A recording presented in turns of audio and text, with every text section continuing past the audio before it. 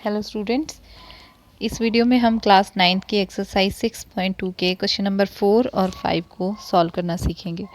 तो चलिए स्टार्ट करते हैं। क्वेश्चन नंबर 4, इसमें आपको एक फिगर दी हुई है और इसमें आपको जो जो दिया हुआ है उसको आप सबसे पहले नोट कर लीजिए। तो आपको दिया है कि रेखा पी क्यू समांतर है रेखा एस टी के और कोण पी क्यू आर बराबर 110 अंश दिया हुआ है और कोण आर एस टी बराबर 130 अंश दिया हुआ है और ज्ञात करना है आपको इसमें कोण क्यू आर एस का मान।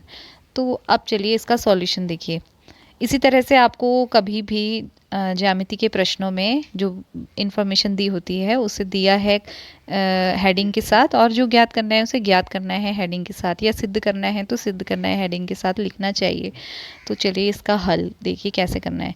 इस क्वेश्चन में आपको सबसे पहले बिंदु आर से एस टी के समांतर एक रेखा आर एम, या आप कोई भी नाम दे सकते हैं, एक समांतर रेखा एस टी के खींचनी पड़ेगी। तो वो आप खींच लीजिए। इसके बाद क्योंकि आपने आर एम रेखा एस टी के समांतर खींची और एस टी रेखा पहले से ही पी क्यू के समांतर आपको दी हुई है, तो आपने अभी इस पाठ में एक प्रमेय पढ़ी थी कि यदि एक रेखा दी गई दो रेखाओं के समांतर हों तो तीनों ही रेखाएं आपस में समांतर होती हैं। तो इसीलिए क्या है, जब आर एम एस टी के समांतर है और एस टी पी क्यू के समांतर है तो पी क्यू रेखा आर एम और एस टी रेखा तीनों ही आपस में समांतर हो जाएंगी। अब क्योंकि रेखा पी क्यू रेखा आर एम के समांतर है तो देखिए इसमें जो एकांतर कोण बन रहे हैं, कोण पी क्यू आर और कोण क्यू आर एम, ये आपस में बराबर होंगे क्योंकि क्यू आर तिर्यक रेखा से ये बने हैं, एकांतर कोण हैं तो बराबर होंगे। अब आपको कोण क्यू आर एम यानी कि जो पूरा कोण क्यू आर एम है इसका मान मिल जाता है 110 अंश।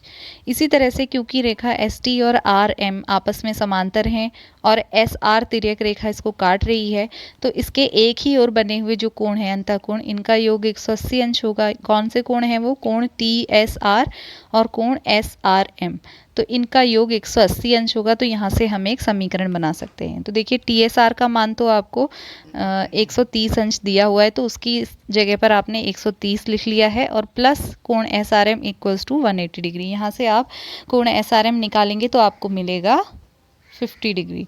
तो आपको कोण एस आर एम का मान मिल गया है 50 डिग्री, और जबकि कोण क्यू आर एम का मान, पूरे कोण का मान है 110 अंश। तो जो कोण आपको निकालना है क्यू आर एस, अगर आप चित्र को ध्यान से देखें तो वो कैसे बनता है, पूरे कोण क्यू आर एम में से अगर आप कोण एस आर एम वाला हिस्सा घटा दें तो आपको कोण क्यू आर एस मिल जाता है। तो इसी तरह से हम कोण क्यू आर एस को निकालेंगे। कोण क्यू आर एस बराबर कोण क्यू आर एम ऋण कोण एस आर एम। तो आप पूरे कोण में से एस आर एम हिस्से को हटा दीजिए तो आपको मिलेगा 110 ऋण 50, यानी कि कोण क्यू आर एस का मान मिलेगा 60 अंश। इस तरह से आपको ये प्रश्न हल करना है। अब देखिए इसका 5वां प्रश्न। आपको इसमें आकृति में रेखा ए बी और सी डी आपस में समांतर दी हुई हैं। कोण ए पी क्यू का मान 50 अंश दिया हुआ है और कोण पी आर डी का मान 127 अंश दिया हुआ है और x और y आपको इसमें ज्ञात करना है। तो चलिए शुरू करते हैं। क्योंकि ए बी और सी डी समांतर रेखाएं हैं और ये जो पी क्यू रेखा है ये तिर्यक रेखा, इसको काट कोण ए पी क्यू और कोण पी क्यू डी यानी कि x, ये दोनों आपस में बराबर होंगे क्योंकि ये एकांतर कोण है, इसलिए x का मान तो हो जाएगा 50 अंश। और अब क्योंकि ए बी और सी डी समांतर रेखाएं हैं और पी आर तिर्यक रेखा है, तो ये इससे बने हुए एकांतर कोण भी आपस में बराबर होंगे। इनसे बने हुए एकांतर कोण कौन कौन से हैं? कोण ए पी आर और कोण पी आर डी। तो इससे हमको एक समीकरण मिल जाती है। देखिए कोण ए पी आर किन किन से मिलकर बना है? 50 और y, इन दोनों से मिलकर कोण ए पी आर बनता है।